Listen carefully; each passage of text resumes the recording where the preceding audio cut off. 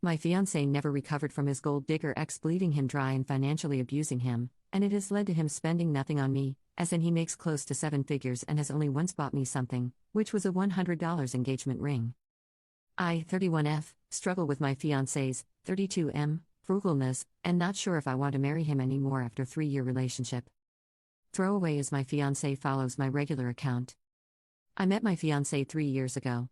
He came out of an abusive marriage just 2 years before we met. One of her absolute abuses was financial. She bled him dry.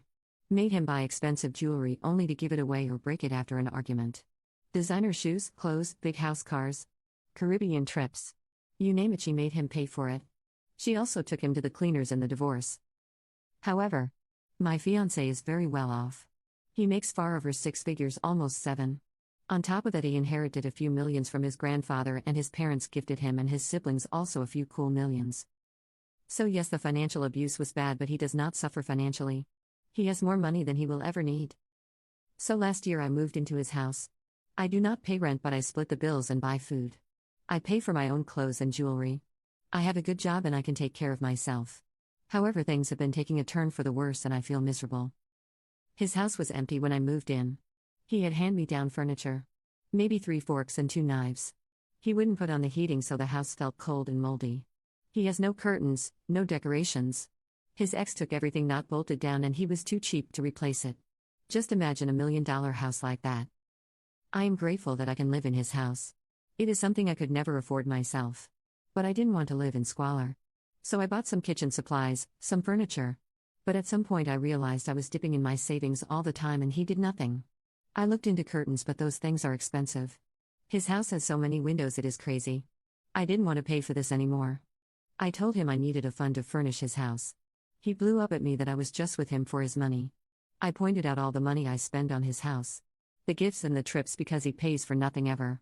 Because he wants to be sure I am not here for the money. The fact is, if we break up I have nothing. The house is not mine. If I spend all my savings on his house I will be left with absolutely nothing. He wants a prenup and I am fine with that, but I can't help but feel used. Next to that, I am jealous of his ex-wife. I feel like she got treated and I am neglected.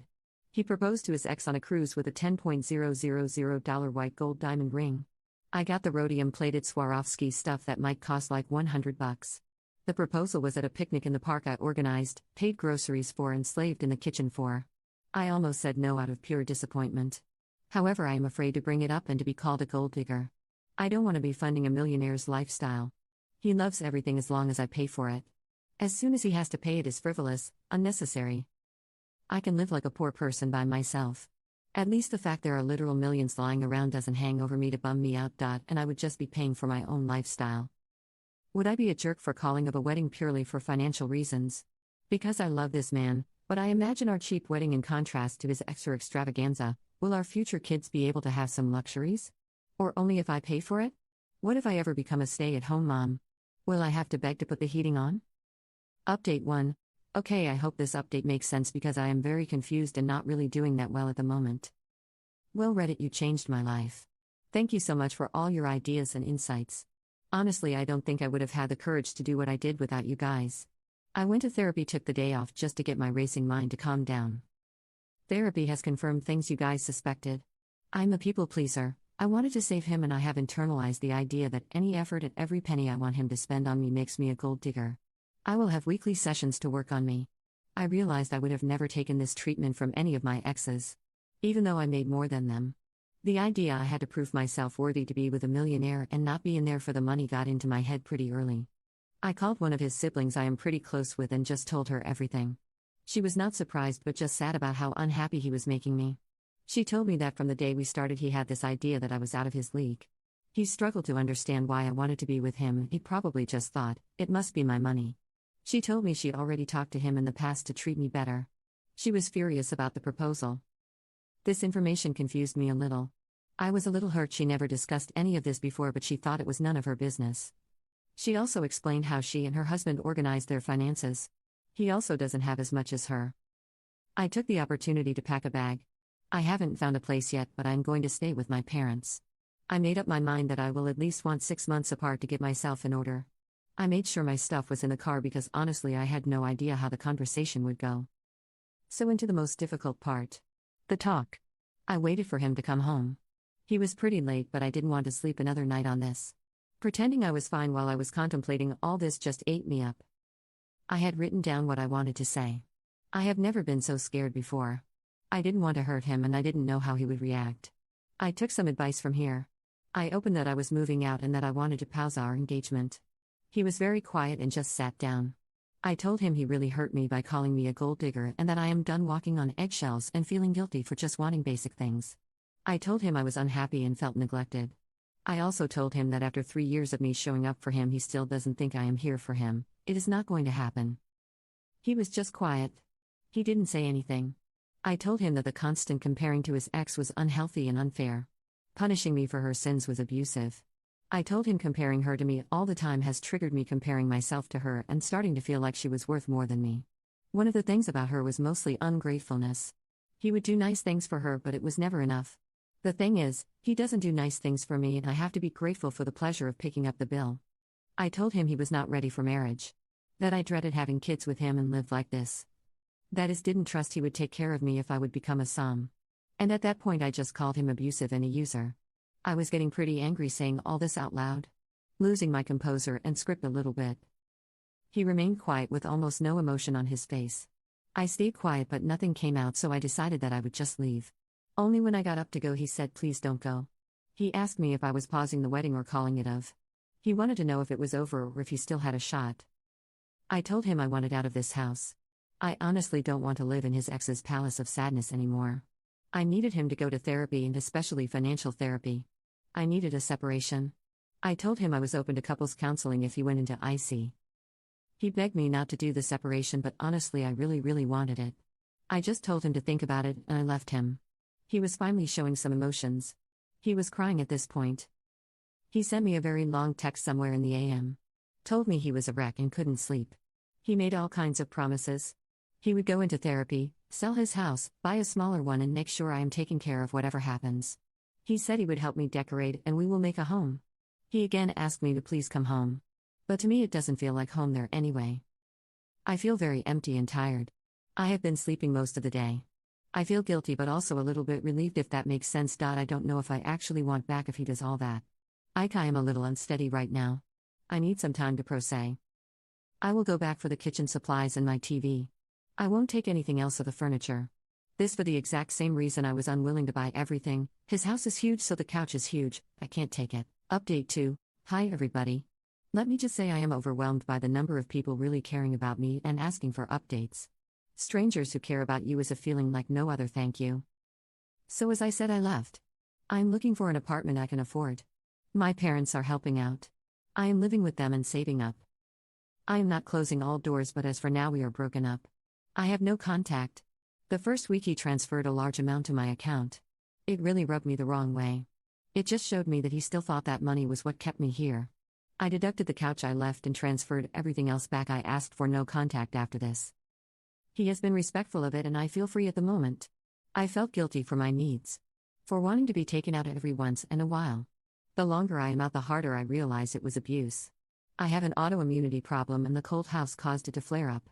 Even after that he kept turning the heat down. He'd rather have me miserable than pay what? $100 extra in the end of the year? The last thing I heard is that he put the Palace of Sadness on the market. I have seen the ads, so happy he is going through with that. I heard of his sister that he is in therapy. I'm happy for that and I hope he keeps that up. He is keeping his promises so far, but I need to see real change, and even then I really don't know. I am building my own life by myself. Thinking about getting a puppy. If I give him another shot, it has to start all from scratch. I want to start dating again and take it slow. Therapy is really a good idea. I now know I was just bringing this on myself as a people pleaser. Savior. Wanting this man to be happy so bad I forgot about myself. Never again. So that is all there is to say, really. Update 2. Thank you for everyone reaching out to me. I have closed in on a little apartment for myself. I got a puppy. After being in a home where I was truly loved, my parents, I realized how sad, cold and alone I had been. Over time I went blind for a lot of things. Blind to a comfortable home temperature. Comfortable with thinking about every penny spent. Feeling guilty for buying that dress I wanted for so long that was finally on sale. Feeling entitled for wanting date nights. Being treated sometimes. I started to think about what makes me happy. I love to travel, dress up to go to a nice restaurant, throw dinner parties, entertain people, think about Christmas gifts 6 months in advance, have a cozy house. And I realized just how much he had taken from me with that one little sentence: is that really necessary? Is anything ever? If you have a roof, food, bed, and a TV, you are there, right? Is travel necessary? Is having nice clothes necessary? Is a shower necessary? A haircut? A party? A hobby? A wedding?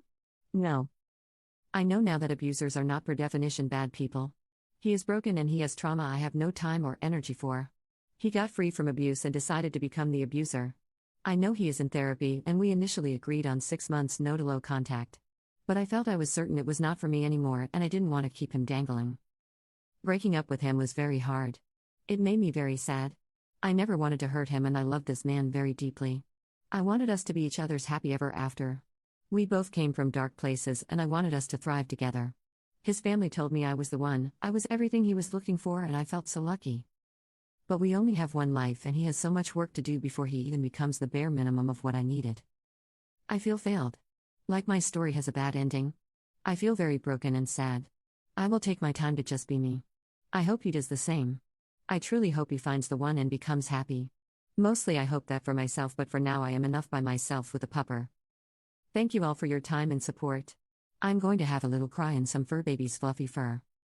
Update 3. The money is gone. I'm not going to get that back or fight for it.